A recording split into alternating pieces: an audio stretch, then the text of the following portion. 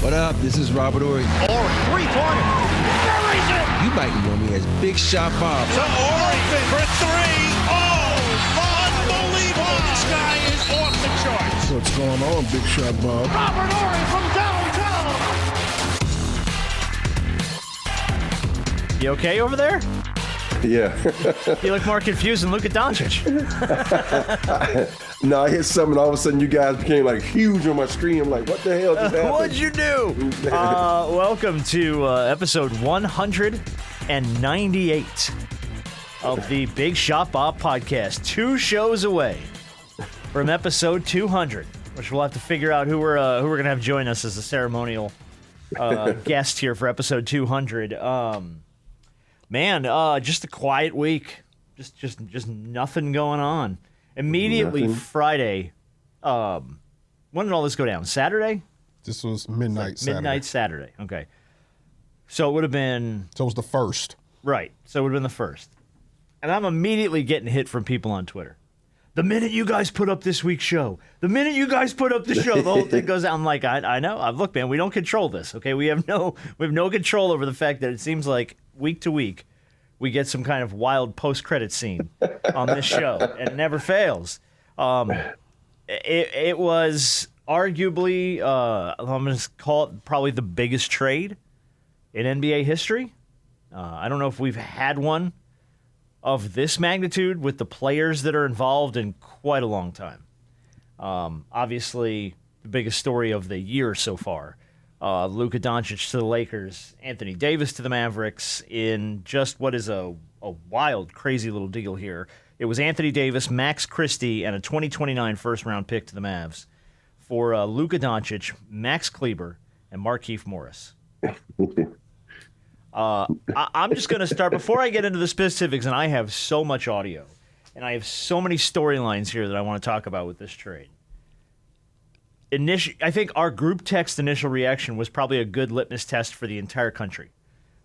What happens is Harp sends it out to the two of us, and we both go, yeah, that's bullshit. And that seems to be like what everybody was like, yeah, that's not real. And, oh no, it was very real. Where are you on all this? You know, I'm still scratching my head like most people, and because you look at it from trying to look at it from both sides, and I know why the Lakers did it, and I know why the Mavs did it. So I'm gonna start out with okay. The Mavs. You've already got one up on me because I get why the Lakers did it. I don't understand why the Mavericks did it. See, here's the thing with people always see what's on the surface. They never see what's underneath. And people don't understand that Luka, remember we just talked about the guy who just signed with the Mets and he was trying to bring all those people around? Oh, Soto. Juan Soto. Yeah, Soto. Yeah.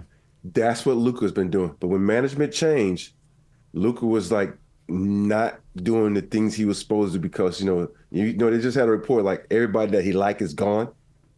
And then when new management comes in, when we talked about this on the show before, where guys have, this person in the locker room, this person in the practice facility, this was Luka. And these are all things that people don't know about Luka. He has this entourage everywhere. He has this. And there's another big thing. Luka doesn't practice with the team. He does a lot of stuff that's supposed to be team-oriented, but he does it on his own. He doesn't do it with the team. So it's so many things like that when you talk about building a culture. And I know that's what Nico said. I want to build a culture. I want to do things in a certain way. And people don't know about, all they see is the surface, like I said. And so that's one of the things, when you're trying to build a team, it alienates yourself from your teammates. Kobe didn't do that. Dream didn't do that. Shaq didn't do that. Clyde, Tim, all these guys that I play with, these greats, they didn't alienate themselves. But that's one of the things now that these young guys do. They get with their trainers and they say, oh, I'm going to go do my own thing. Now, you do that in the summertime. Now this is teamwork. This is what we pay you to do.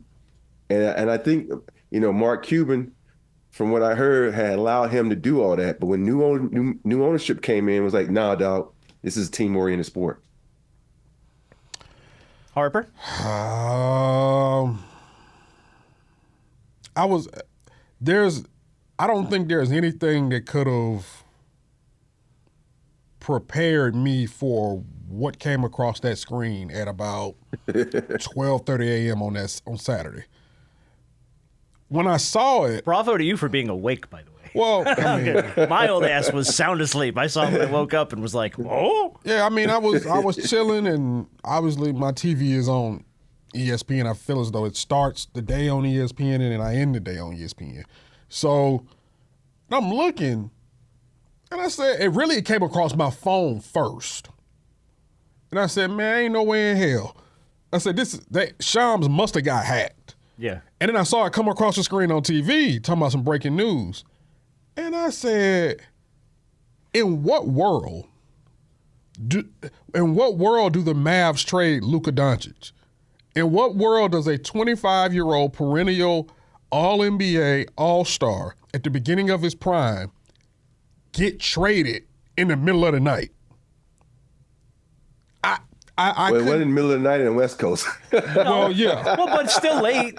It's late. Even if it's 9 o'clock at night, that's still pretty late, pretty damn late. And the crazy part about all this is, the crazier part about it is, it's one thing if you were shopping him, which is crazy in itself. But obviously, like I said, like Rob said, you don't know everything that's. I know for a fact that the Mavs were sick and tired of him not, coming in shape. Him being overweight. We're going to talk about this. Right, all that. So I understand that. And obviously there are other things there. But the crazier thing with this is that it's an under-the-table deal with one team. Yes. Obviously, Nico has a relationship with Rob Pelinka. He's coveted Anthony Davis for quite some time. He's wanted Anthony Davis there for years. And to be so sick of Luka, to pick up the phone and call Rob Pelinka and the Lakers, and you start to initiate this trade. Rob Pelinka could have never thought this would have ever happened. He probably looked at the phone and was like, man, stop playing. April 1st, we got a whole 2 months before we get to April Fool's Day. You a little early with this. What are you doing? Do you want Luka Doncic? The hell you mean do I want Luka Doncic? And so to make that trade and to have that conversation, because usually any other time that's something that's opened up to the entire league. It's bring your best offers, and we're going to listen to the best offers. But for the simple fact that they're so sick and tired of Luka that they did this with one team over weeks, because I think this went over like a 3-week span, because the report is that initially there was supposed to be more to this offer, but Rob Pelinka talked Nico, which is crazy. Rob Pelinka talked Nico into saying, hey, he's not going there. No, you don't need this. You want Anthony Davis, take Anthony Davis. So he literally convinced him to lessen the trade value and then trade him for what they traded him for. Yeah. This whole thing is crazy. I've already started somewhere. It's kind of like you don't even know where to start. I know. It's a humongous story, and there's so many layers to it. The thing that just completely melted my brain about the whole thing, and there are layers of that, but how many draft picks were moved in the Gobert deal? 5? Like 4 or 5? Yeah. How many draft picks were moved in the Harden deal? A lot. 4? There was 4 that was moved in the Miles Bridges. What's his name? Mikal Bridges. Yeah, that was. You're talking about Mikal Bridges. Mikal Bridges. Yeah. In the Knicks, yeah. So the fact that this happened with one first-round pick involved is bananas. The reality of that is, again, whatever you feel about Luka Doncic and how he acts behind the scenes, or what his conditioning was, and all the layers of whatever the Mavericks feel about him, you're right, Harp. How do you not go, okay, well, if you're only going to get Anthony Davis and a first-round pick out of this, let's open this up to the market. Let's talk to some people. Let's see what offers are out there. Do we have better players we can layer into this deal? Are there 2 or 3 more picks that we can layer into this deal? And the fact that the Mavericks let him go for practically nothing, with only one team in the conversation, is freaking nuts and hard for me to understand. For me, the Lakers made out like thieves in this deal. Now, losing Anthony Davis sucks. It does. I feel like LeBron and AD have built a nice thing in LA. There's all this bullshit rumor now, too, about LeBron and AD. Oh, I don't know. It's kind of, they're not getting along. And I think that that's kind of like somebody trying to control the narrative on the other side. That's just, that's why they moved on from him. No, they moved on from him because you had an offer on the table that was just way too good to pass up for what is effectively a guy that's 6 years younger, could be the next generational star in LA. Now let's speak to the conditioning of it. Do you believe that, Rob? Do you feel like he was coming in out of shape? Do you feel like he was maybe playing over the weight they wanted him? Regardless of what your weight is, I always feel like I don't know if you guys remember a guy by the name of Hot Plate.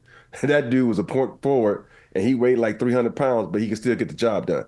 And that's what I worry about. Can you get the job done? Luka was getting the job done, so I don't worry about his weight. I think we all go back to the point in the playoffs where he was drinking a beer and microphone says, "Give me that shit, man." But you can't drink beer. But I think that you laugh about, but I don't worry about a guy's shape. I know when I got to the Spurs, it's like, oh, we need to get your body fat down. My body fat was at 13, 14%. They say we need it under 10%. I'm like, why? I'm like, who cares about my body weight? Can I get up and down the court? Yeah. Yes. Can I compete at a high level? Yes. And to me, I don't worry about a guy's weight. Now, if they're saying he got hurt, his calf got hurt because of his weight, then I worry about that. But that to me is a load of crock. I think we get in this day and age where a lot of these teams are so caught up on nutrition and your body weight and what's your fat, what's this, what's that. At the end of the day, are you getting the job done on the court is the most important thing. I don't care about anything else. Well, one could argue that from the standpoint, we get that he is we call him a generational player. He's all NBA. He's a 5-time All-Star. All of these things at the age of 25, turns 26 at the end of the month. But one would say, obviously to whom much is given, much is required, and there are a lot of expectations on that plate, that defensively, he is a liability. Well, he has been for a while. He can't stay in front of anybody. And doesn't even try. and it's one thing for us to know that, but it's another thing that even though they got to the finals last year, it's another thing for that to be completely exposed. He did not have a good finals. I know they talked about what he averaged 30, but if you watch those games, he gave up 50. And it's not even just that. You saw his lack of conditioning just getting up and down the floor. There were times where he just looked lazy. And here's the thing. They recognize, and here's my whole thing about this move. And I know anytime that you can land a guy like Luka Doncic, cool, you land him, especially for the price that you landed him for. I love Anthony Davis. And we know when AD is healthy, he is dominant on both ends of the floor as he has been with the Lakers when he's played. And so it hurt to see him go. But obviously, if you're going to land somebody like Luka, you're not going to be able to keep AD as well. So it hurt to see him go. But at the same time, Luka thought that Dallas was an issue. You're now coming to Los Angeles with their real expectations. How long do you think the LA brass and the LA fan base are going to be okay with your lazy ass running up and down the floor and being 270 pounds and not coming into camp in shape and trying to hear the same complaints? Well, I don't know. How many years were they okay with it with Shaquille O'Neal? Shaquille O'Neal's the most dominant force of all time. That's a whole different story. Because you know what? Nobody can stop Shaquille. Mm-hmm. We've seen people slowly. I don't think Shaq only came into camp out of shape once that I know of. Really? I don't know. Shaq would tell you he came in every year out of shape. And Kobe had there was only one season he showed up in shape, and that was the 2000-2001 year. And Rob, Kobe had issues with it. Yeah. Kobe would always complain about, hey, you're not where you need to be and where you should be for us to be as dominant as we possibly could. I just want to see how long it's going to take before LA fans who have real expectations start to complain about him bringing that same concept over to Dallas. Yeah. But it's weird that you say that, because I was thinking the same thing. Yeah, people don't realize this. It took AD 2 years to figure it out. People forget AD used to come into the season out of shape too. Remember 2 years, a year? Not this past season, but season after before that. Yeah. He came in the season, you're talking about he had back issues. Oh, yeah, you were talking about back issues. That. Yeah, he was out of shape. Yeah. You can look how fluffy he was. And remember, we talked about a couple of years back how fluffy Luka came into it, and I think they're banking on everybody learning from LeBron, to get the ultimate machine, but here's the thing. Luka, when the season's over, what does he do? Out the country he goes. And so sometimes I think brands, they think because of our brand, we can change the individual. But it's going to be up to the individual to change. And hopefully Luka can change, because I said the exact same thing yesterday on the show, that the LA people, I'm just saying the LA market, that includes everybody, fans, in front office, everything. If he doesn't perform at a high level and he doesn't get in shape, he doesn't cut out the antics, he doesn't appreciate his teammates, he's going to hear about it, and he really, no, he's going to get his money from somewhere else, but it probably won't be from the Lakers. And I look at it like this.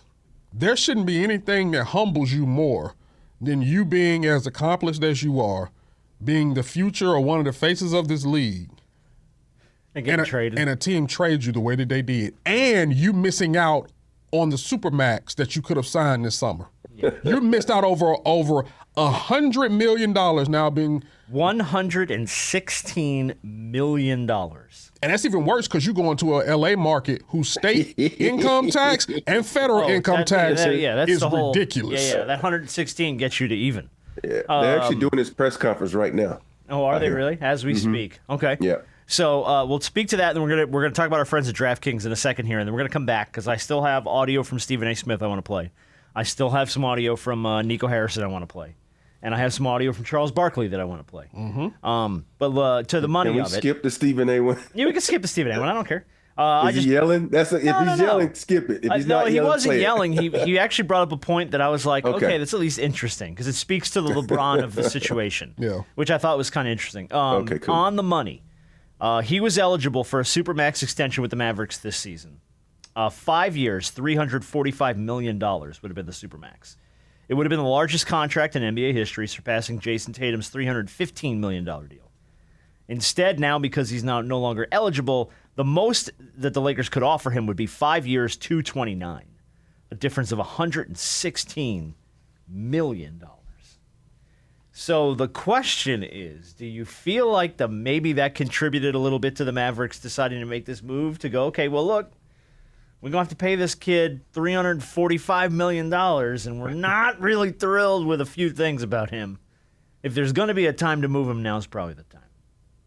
I feel like that's a piece of the pie. But I also want to go back. I think sometimes in this whole trade, we talk so much about Luka, but we acting like AD is a fucking bum.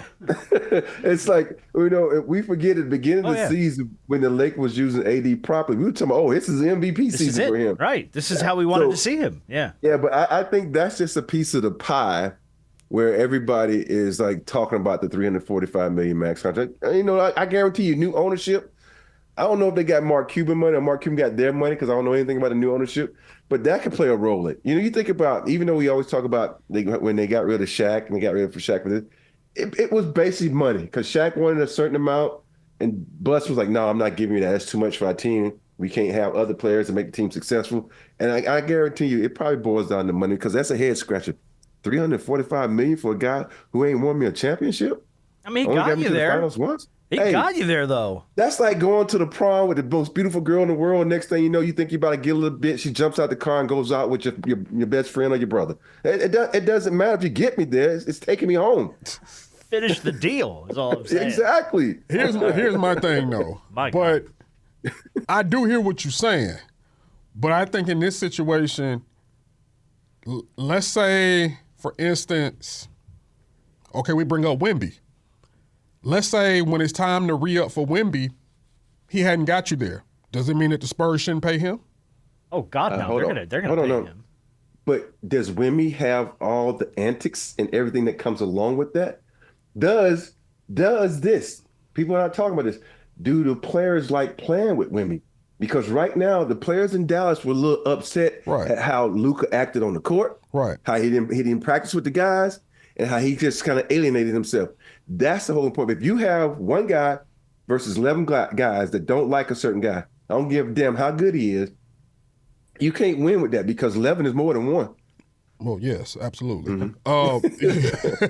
Pretty basic math. Yeah, that's an Alabama grad right there. But I was just speaking from the standpoint. But you're right about the antics. Obviously, that makes it a lot easier for a team to say, "Hey, now we're not going to pay you that kind of money. We don't believe you. We don't believe you deserve it, and we're going to move on." I guess I was just speaking from the standpoint of, we started looking at guys who, I guess, are looking for the extension and are probably worth the extension from the standpoint of them being franchise players, but they haven't gotten you there. I'm like, you got to pay guys, if you want to keep them just for this.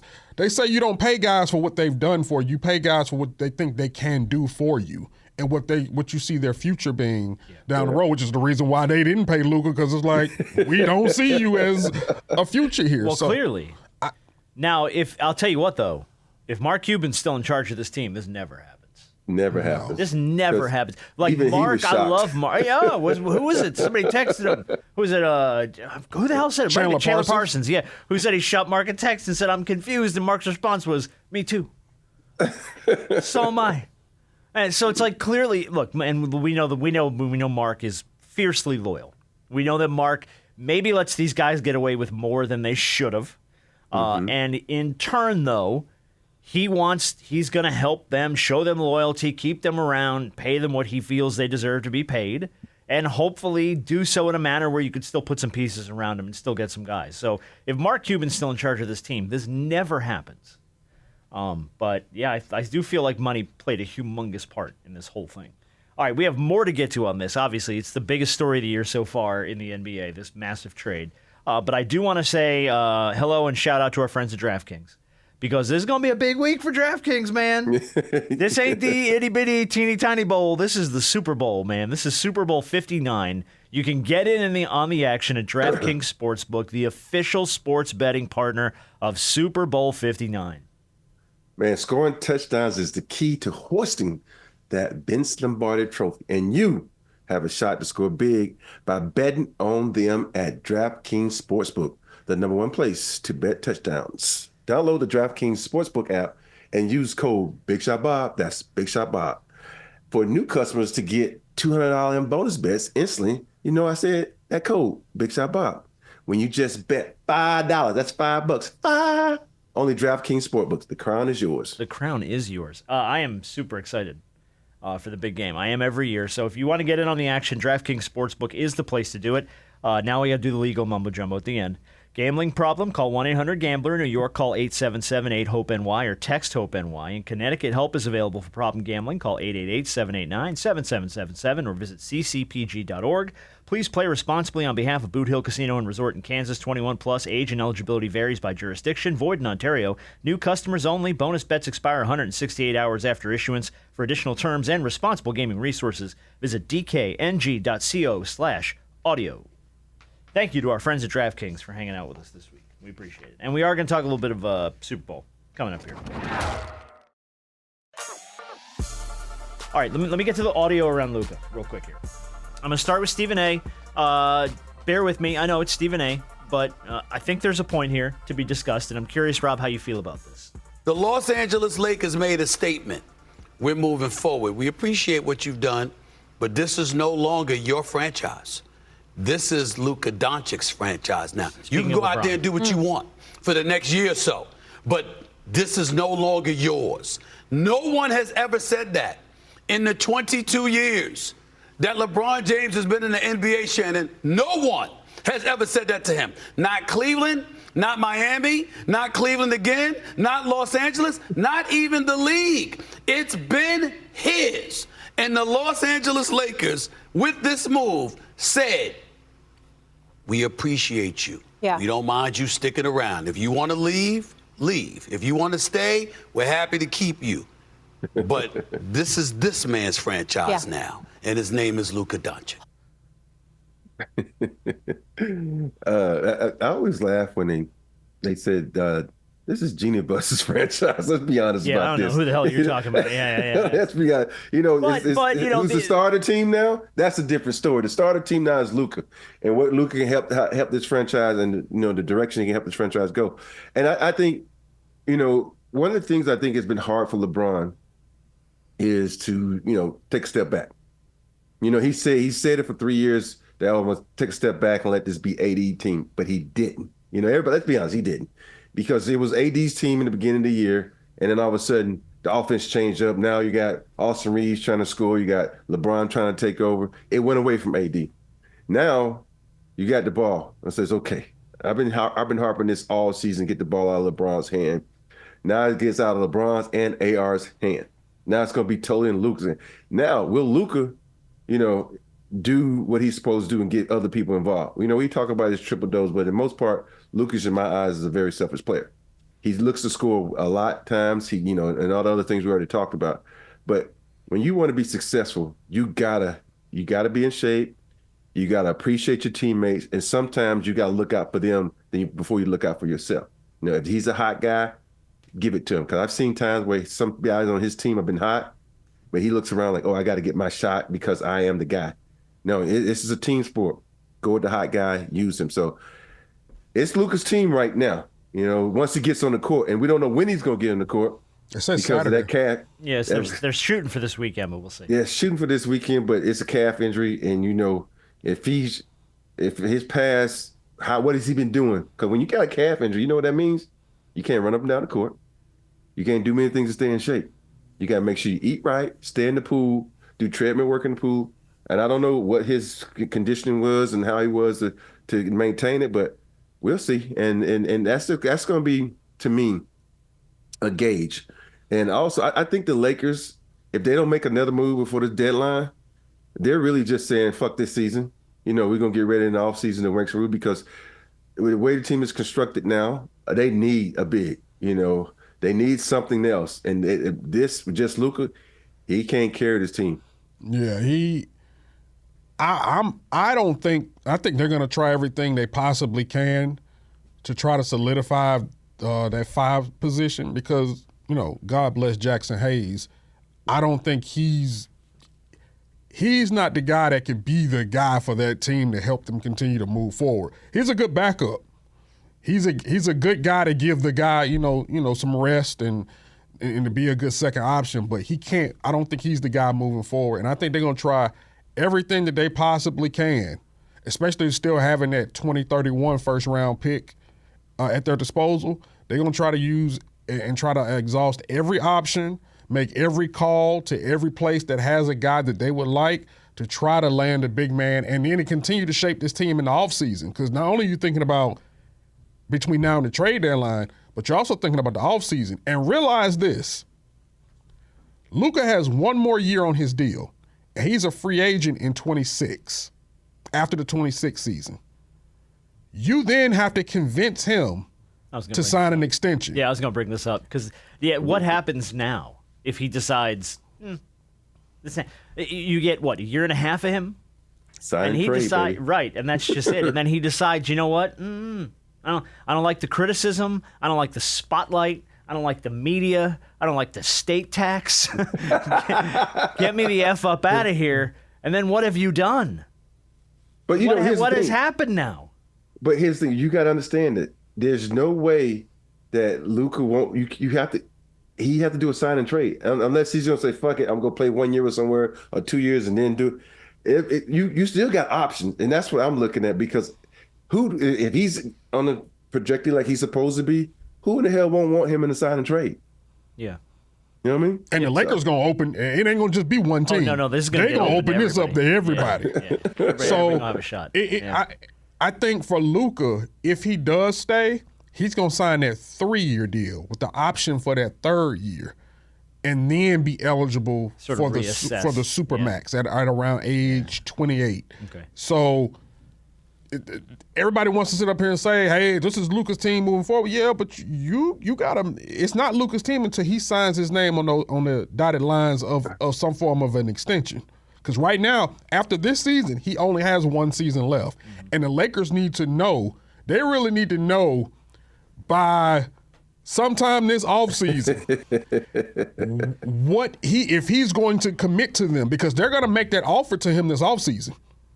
So they've got the rest of this season to kind of see how everything works out. And what Luka can't do, if everything is working out and he loves playing with LeBron, that's fool's gold. because you know LeBron is not going to be here much longer. He's 40. So you can say, yeah, I love LA and I love playing with LeBron, but you're like, LeBron ain't going to be here much longer. Yeah, you like playing with LeBron now, but LeBron may have another year, another 2 max to play.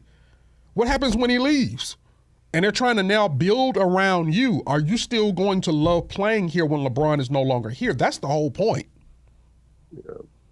Do you think, and may I ask you this question, I'm going to play Charles Barkley. Do you think Luka and LeBron can play together? Chuck's not sold on it. I don't think Luka and LeBron can play together. That's my personal opinion. Because neither one of them can play without the ball. That's going to be very fascinating. So we're looking at them down the line. I think they brought LeBron in to be a mentor for Luka. Like Mike just said it, LeBron's body is incredible. He's one of the greatest players ever, but from condition, I think they're hoping that rubs off on Luka. Rob, it's kind of exactly what you talked about already. You hope that you can look at the model that is LeBron James and go, hey, buddy. Go, I laugh because he said they brought LeBron in. He's already there, dude. Well, I know. I mean, it's Chuck. He's talking out of his ass. But I like the idea of if that's. But I agree with him in the sense that, and we talk about this all the time with when we talk about the trade scenarios of where guys could end up and stuff. Having 2 very ball-dominant guys who have to have the ball in their hands to score. Now, like you said, LeBron has been saying for a while, I need to learn to take a step back. You may have to. And you may not have a choice here in order to get Luka a little bit of momentum here. Because Luka has to have the ball in his hands. Luka has to have the ball in his hand a lot. And the game is played at Luka's pace. And, the Lakers, the team, they like to get up and down a little bit. Luka will every once in a while. So it's going to be very interesting. And that's why, for me, it's like, and I hate to say this, is because it's going to take a while for LeBron to adjust to Luka and Luka to LeBron. Even though LeBron had a little bit of taste of it with Westbrook, because Westbrook is a ball-dominant player, but he wasn't as ball-dominant as Luka is. Because I don't think I ever seen Luka go down the court and spot up in the corner for a shot. You know what I mean? And so it's almost like, him and when I think of players that play like that, Westbrook, Harden, these guys got to have the ball in their hand. And so Luka, you're going to have some practice time. And here's the thing about practice. You don't go hard in practice. So practice is not like a game situation. And so it's going to take a minute. And I'm just going to, I'm going to have a first hand to all this because I got to do the radio, do the TV, and it's just going to be. You're going to be in it. It's going to be interesting. You're going to be in it. The only last thing I want to talk about, we're going to move on from this because there are other stories to talk about. De'Aaron Fox got moved to the Spurs. We absolutely have to talk about that. However, does this complicate? This is already a complicated issue, right? Trying to get this thing to fit, trying to get this thing to work. Is it more complicated by the fact that you're doing it under a first-year, first-time head coach in J.J. Redick? Is he really the coach? Ain't LeBron the coach? Yeah, okay. But I'm totally kidding. I think so because it's going, JJ is an arrogant person. He's going to feel like, it's my way or the highway. And so he's going to have to, find that connection with Luka. I'm sure you probably had a connection with some of his players, but Luka is the type of player that I know you're going to have to find a connection with. If you don't, he's going to be like, we need a new coach. Who are you going to get rid of in this situation? Luka or JJ? Yeah, it's a lot of factors. It is a lot of factors how they, build this team out, how it's going to look for the remainder of the season, what it's going to look like in the offseason. Also, when we start talking about, ball-dominant guys, we're not going to act like he just didn't come out of a situation with Kyrie, who was also a ball-dominant guy. This is true. But Kyrie could play off the ball better than everybody that I know. Kyrie's used to playing with LeBron James, too. He spent a lot of time playing off LeBron. But even when those two played together, they were still considered both ball-dominant. They were. Yeah. So, it's worked before, and it worked enough to where it got them to the finals. So we'll see. It's just when you have those two guys, you got to have other guys being able to knock down their shots as well. So Austin Reeves and Dorian Finney-Smith and Rui, all of you guys, when that ball is swung around to you, guess what? You got to knock down your shots because LeBron has gotten better at three-point shooting, but he's not a spot-up shooter, and Luka for damn sure ain't a spot-up shooter. So not at all. It's a lot of pressure on everybody else too to be able to knock down their shots. Well, it's not going to be some pressure on AR because he going to be gone, man. They're going to trade his ass because AR is just a poor man Luka. So you don't need a poor man Luka. He out of here. Watch. I guarantee they trade him. They can get what they want. Well, I mean, you need a big, so maybe AR can contribute to getting you what you need here down the line. Luka and Rui are probably like not sleeping at night, checking their phone constantly. Oh, God, yeah. Because, look, they traded Anthony Davis in the dark of the night. What do you think they're going to do to AR, man? He going to show up for practice like the Jets player in that meme, trying to scan into the building, and ain't going to be letting him in. His badge don't work anymore. And I'll say this. What team was that got, they moved the team out of the whole city? Baltimore. It was the Colts. Yeah, right out of Baltimore, man. See you, middle of the night. Middle of the night, Jim Irsay took the team, said bye. Yep. I'll say this. For a lot of, obviously this sent shockwaves around the league. So you had a lot of the superstars commenting on it. Yeah. I'll let y'all know, everybody was like, well, dang, who is safe? I'm going to be honest with all of y'all. And y'all should know this because y'all are in the business. None of you all are safe. No. Just one guy. Who's that? Steph. Curry. Oh, that's the only guy that's safe.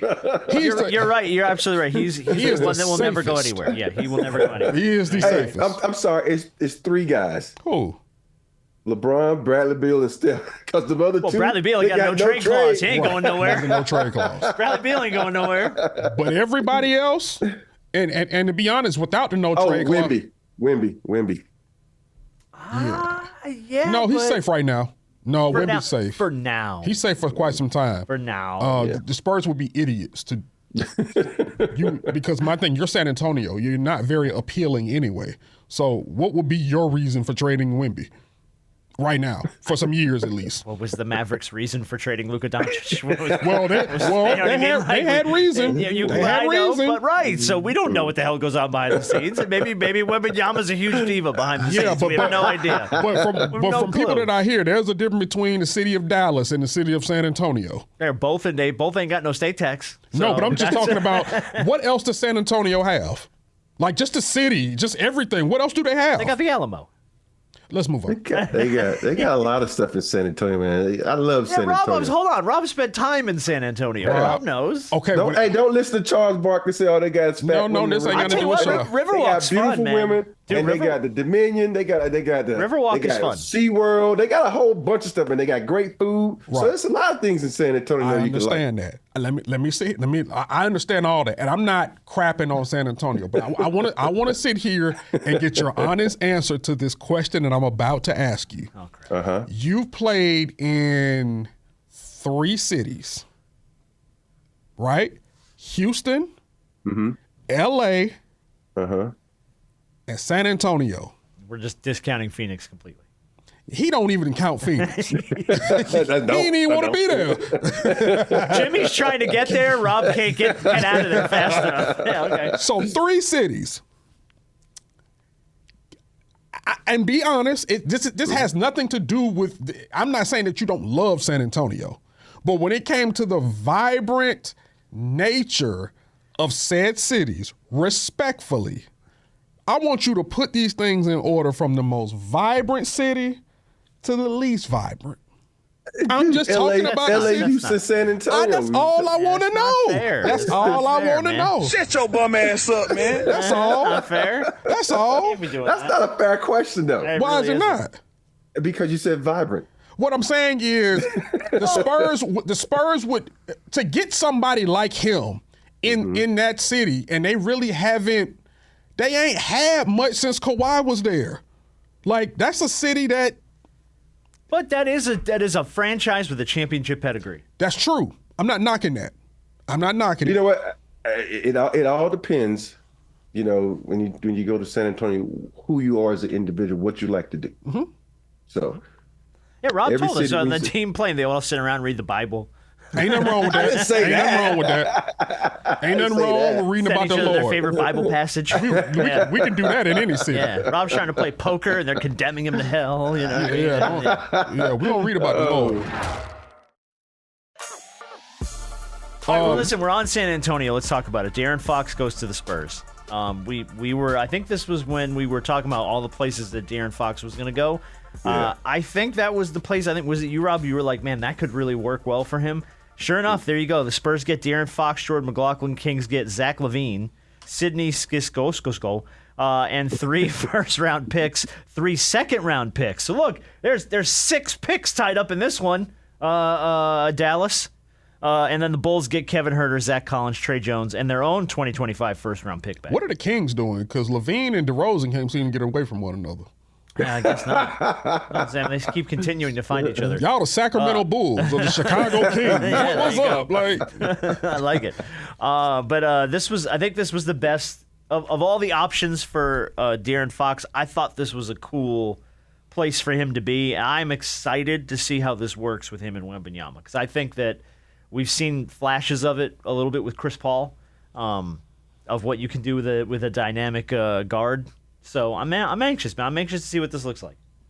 Yeah, with Chris Paul is more of a facilitator, right? Compared to different De'Aaron type of Fox. player. Yeah, much different type. But I'm really interested too, because they got some good pieces over there. Even though Harrison Barnes is up in age, they got some good young talent over there. So it's gonna be really interesting to see how he's able to fit in that, because he likes to play at a high pace. Meaning Fox, get up, down the hole, get to the hole, get to the rack. Take over the game. And it's gonna be interesting to see what they do on this one, man. I'm excited for their future if they can keep them together. Yeah, I think I agree completely. Yeah. But I think this is gonna be one of those give them a few seasons kind of things. Yeah, but not this season, but next. yeah, exactly. But I like it for him. I think it's a good fit. I do think it's a good fit. The Jimmy, here's one that we could have predicted this one was coming. So the bet last week was, by the time we tape this week's show, is Jimmy Butler still a member of the Miami Heat? I was firmly in the know. I figured there would be a deal in place, and damn it, it got close. Except Jimmy continues to shut down every trade that's put on in front of him that isn't landing him in Phoenix. So I guess they got real close with Golden State. Apparently, Jimmy said he was not interested in signing any kind of an extension with the Warriors. That was from Brian Windhorst, so he shut that down fast. There have been other options on the table that continue to get blown up at every corner. And the joke now is that it does not matter how much time or money is offered to this man. If it's not from the Phoenix Suns, he ain't taking it. Why is he so hell-bent on landing in Phoenix? Does he have a girlfriend? He got property? He got business there? I don't know. Something, right? But I just feel like if you gonna keep closing all these doors, then there's gonna be none left open for you to go through. And to me, dude, it's basketball. Something that we get paid to do, something we grew up loving to do it for fun. Take the job, move on from there, and figure it out. Because right now, you costing yourself a lot of money by being suspended. So I don't know. I'm not his agent. No, I'm not his confidant. So who knows? I thought we'd be further down the road with someone. I didn't think so. I did. I really believed it. I believed at this point. I mean, you are what? The trade deadline's Thursday. Yep. Yeah. You get 2 days till the trade deadline. The hell are you doing? You're going to sit out the rest of the season? You're going to refuse to play next season? You're just going to keep leaving money on the table? Like, at some point, you got to go, if I want to continue to play in the NBA, I'm going to have to take a deal. I'm going to text Jimmy Butler Sprewell's number right now. For real. I'm like, you and Latrell have a little conversation, man, because, dude, I don't know what he's doing. I just don't know what he's doing. I know why he wants to get – he's at that stage where he can still play but doesn't want to go somewhere where all the pressure is on him. So KD's there, Booker's there. So now you become just another Bradley Beal. Yeah, but Golden State, I don't think all the pressure would have been on him. Yeah, but I also think he doesn't feel as though – I don't think – well, one, Golden State said they're not going to give him an extension. So that's why he's not going to Golden State. They've already said, we know what you want. We're not paying you. Like, the only person that's getting paid that is the guy his name is Steph Curry. And he's on the squad right now. Yeah. They know they were not going to give him another, because we're not going to have Steph roll out and then look at you like, okay, you're the next in line for this franchise. Yeah. That's the kind of money, that's what that means when we pay you that kind of money. I'm not going to have two guys on the floor making north of $50 million. Just not going to happen. So, yeah, that's why that went. And I guess he feels as though Phoenix will, and I'm like, Yeah. why would they get rid of one guy just to bring in another one? Who wants that kind of money? It's the whole. I'm over here refreshing Twitter to see if anything wild came out of the Luka Doncic presser too. I'm trying to see what's going on. Now we just got all the pictures of him holding up the 77 in the Lakers yellow. So I don't know. We'll see if anything pops up out of that. But yeah, Jimmy, I don't know what the freaking hell Jimmy's doing.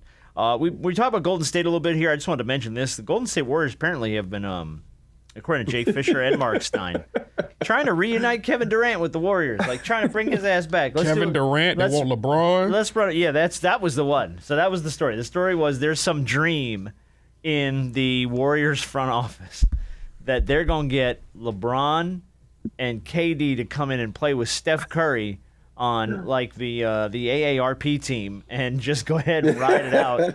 So, but it's like, I mean, I don't know. I don't know if it's feasible. I just don't know if it's feasible because I don't know what the Warriors would ever have to move to try and get a Kevin Durant back. Heaven and earth. Right. Or God forbid a LeBron James. And that would have to be LeBron's decision to leave at that point. But dude, I don't know, man. I don't see that one happening. But that's all over the place. Apparently, the Warriors have called on everybody, according to Shams.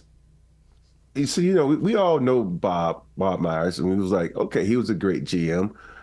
Who's the GM now? Hold, please. Ain't the former player, right? Goodness. It's the former player. What's his name? Somebody's son? Mike Dunleavy. Yes, Dunleavy. Mike Dunleavy. Mike Dunleavy. That's you will get taken advantage of. Someone's like, you out here begging? Somebody please give us a superstar. You're posting your credit card on Twitter, just asking to be scammed. You know what I mean? Like, can somebody get me a superstar? Anybody? I'm paying. You're paying? Oh, okay. Sitting outside with his little cup. Yeah. Money, please. My porridge, please. Superstars? NBA superstars? Hey, if you was smart enough, you would have been like, who can I trick, do a sign trade, and give you Klay Thompson? But you didn't do that. So no. I'm like, you messed up. Yeah, Hey, we all love that episode of Dave Chappelle. I fucked up. My favorite Chappelle clip ever is where he's at the table and I think he was playing Obama or the president or something, and they were asking him all these questions about how he's going to handle something. He's like, well, and he just turns the whole thing over. Yeah. I've used that meme like a million times online too. Just turn the table over and run like that may be one of the most used memes of all time. Oh God, so good. This is so good. All right, a couple quick stories here. We'll do Big Shot of the Week, and then we'll play this week's game. No more back-to-backs for Zion. In a recent statement, Zion said, let me make this clear to everybody out there. If I could play back-to-backs, I would. Physically, yes, I can. But I work for the Pelicans, and they've decided, based on the numbers, it's not smart to do that right now. If that's what they feel, I'm rocking with them on that. He's been limited to 13 games this year, and New Orleans said they are not going to be playing him in any back-to-backs. It's. I don't know how I'm feeling. God bless New Orleans. Things, man. You think about the troubles they've had this year. Oh, it's been a mess, dude. DeJounte Murray tore his Achilles. Yes, and then Zion in and out. Zion's guys been are busted. happy because they're getting thrown in trade talks and like Brandon Ingram. It's just, dude, it never ends, man. And it's quietly CJ's like, can I get an extension in between all this mess that's going on? So it's just move that team out of New Orleans, send them to Vegas, and call it a day. Dude, telling me. Thank you to both of you for not bringing up the fact that they were my sleeper pick this year. Because I forgot about that until they ain't woken up. So hey, let's be honest, we all have one bad pick. Yeah, you said the Sixers are going to the playoffs. We're never going to let that die. All right, well, look, we got. What about your New Orleans Pelicans? We can never let that die either. No, we're not. No, I won't let that die. I'll continue to shit on myself for that one. That's justly so. Are you doing anything fun for the Super Bowl? Do you guys ever do anything for the Super Bowl? You got on a party? You going to someone's place? I might have a couple of options this I don't have any because I don't have a dog in this fight. And I'm a moocher.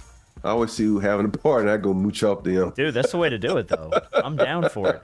Usually, like, if there's something, if we're involved in it in some way, or somebody's team is playing, a big party. But now it's like, I don't care about this. Yeah, but I mean, well, you said you're not rooting for either team. I don't know. I don't want to see Kansas City win 3 in a row, but I really can't root for the Eagles either.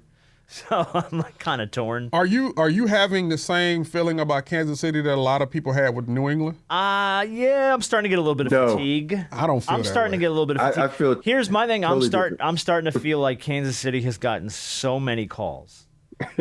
And when you can tinfoil hat this thing all you want. I don't care. I see it. And I'm getting tired of it. And it seems like the refs are wearing KC red because it is just they get more calls than any team I can remember. And now again, I could be full of shit. We could have the same. This could be the Patriots of the 2000s all over again, where it was like the Patriots got the benefit every call. I'm getting now. Look, I think Patrick Mahomes is the best damn quarterback in the game right now. I think no matter what kind of odds you stack against him, he finds a way to win. But that said, I think he's had a couple beneficial calls go his way. And KC, I'm starting to get a little bit of a KC fatigue. Plus, he's in every other commercial, and I'm like, well, that's what happens when you're a winner. I guess so. I'm starting to get fatigued, but I think the Kelsey bros are more. Yeah. I only see T-Mobile with Mahomes. That's that damn State Farm shit. State Farm him and Andy Reid in the State Farm commercials.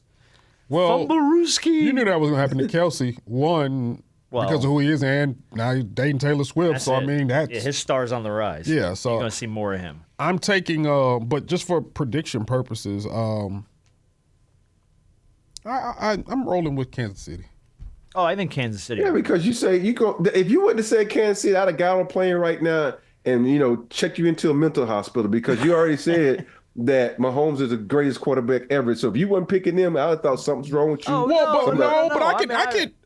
But I can still have that statement to be true, and they can and still pick against. We watched. We're on. Was it 17 years ago? Tom Brady got handed an L in the 18-0 season in the Super Bowl because David Tyree caught a football off his helmet from Eli Manning. So it's like, the greatest of all time could still lose. Man. And I mean, didn't Nick Foles beat Tom Brady too? Sure did. So I mean, Sure did. Yeah, I mean, a lot of people see Tom Brady as the greatest quarterback of all time. So I just think I'm taking them for the simple fact that when you give Andy Reid enough time, one of the greatest play callers of all time. He's incredible.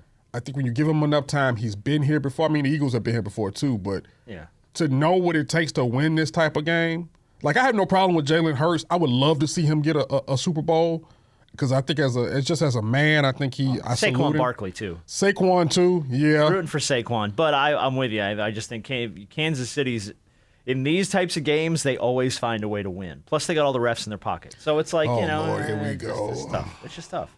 All right, let's do Big Shot of the Week, and then we're going to play this week's game. Big Shot of the Week is going to go to a gentleman named Jerry Hicks. Jerry's a master carpenter from Banner Elk, North Carolina. Here's why he's getting Big Shot of the Week.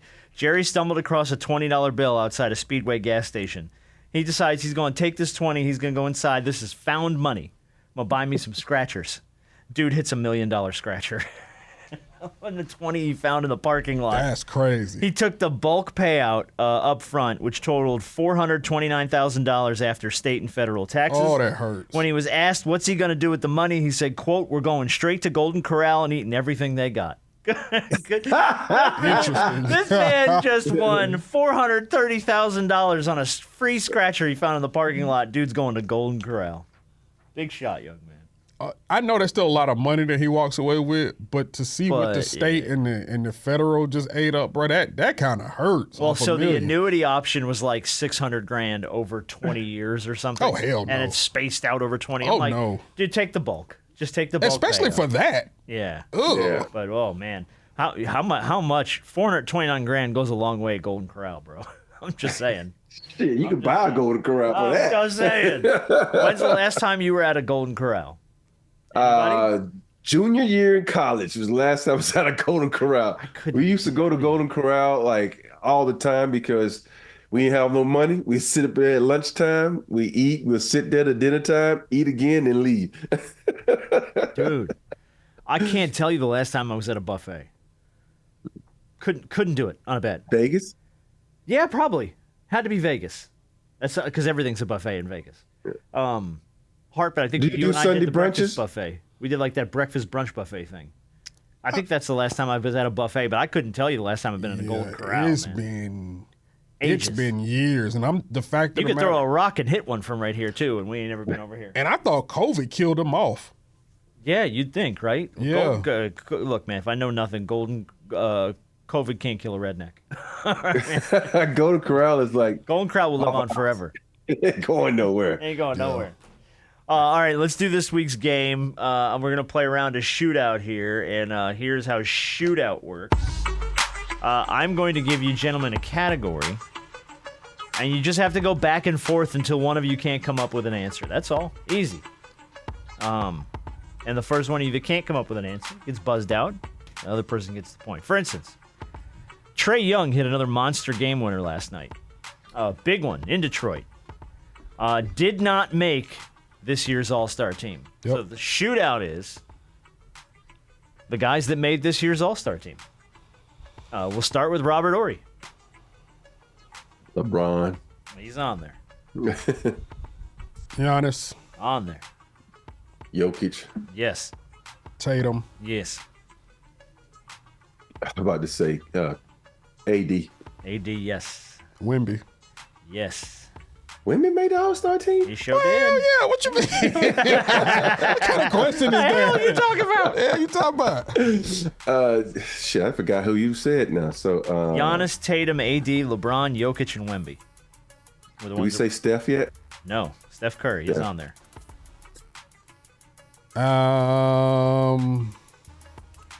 Brunson. Jalen Brunson. First timer, Kate Cunningham. Yes. Cunningham. Good job. Another a guy that got a big boost from where he is now, Karl Anthony Towns. Yes. Cat had made it. Have we said any Cavs yet? Donovan Mitchell. There you go.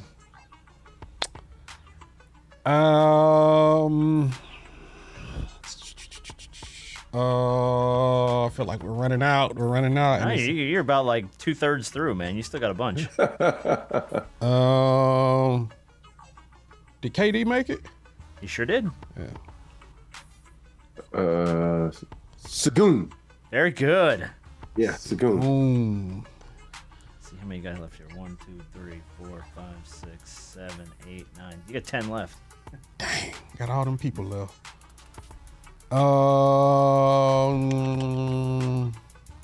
Did LaMelo make it? He did not. Dang. Buzz No. that man out. No, I that- just thought about it. You forgot SGA. Oh, I forgot about him. Shea. Yeah. How about Darius about Shea? Garland? Garland? How about Evan Mobley? Because I remember Cleveland Jaylen had Brown, three. Yeah. Damian I was- Lillard, Tyler Hero, Hey, I was Siakam. mad at myself. I said Cleveland because Cleveland had three, and I thought I gave you a hint. I'm tripping. Yeah, I knew. Did I I forgot. thought as soon as you said Cleveland, I'm like, oh, he's gonna run down the other two right away. Yeah, I lost my mind. that's all right. All right, point Robert Horry. All right, question number 2. Big game is this Sunday. We talked about it, obviously. Oh Lord. We always go and we try and hope to steal a little bit of food at everybody's houses. So according to Delish, the top 25 dishes that are served at a Super Bowl party. Rob, you got the point. You get to go first. When you say food, The things I you guess eat. anything you eat. When you say food, Hot dogs. Hot dogs. hot dogs. Very good. It's on the list. That's on the list? Sure is. Hot Anybody dogs. have no hot dogs at no Super Bowl party? It sure Yes, is. they do. Wings. Wings are on there. Come on. Wings man. is probably number one, huh? Yes. It's so chips. Chips are on there. Pizza. Pizza's number 2. So you haven't said number one, huh? No, wings. Wings was number 1. Oh, hamburgers. Burgers is on here. Really? Sliders, yeah. Sliders. The sliders. Sliders is going to count for all burgers and sliders. I wonder if this. Come on, counts think about what you put your Big Mitts in a bowl of something. But most of the stuff I eat, I already named. You said wings and pizza. That's it. He's a wing and pizza guy. He's dipping out wings and pizza. I'm out. But see, I already said. But I was gonna say chips and dip, like nachos. Yeah, it counts as chips. Dang. Come on, give me something. Dang, man. We got all day. Out. Yeah, he's out. Dude. Queso.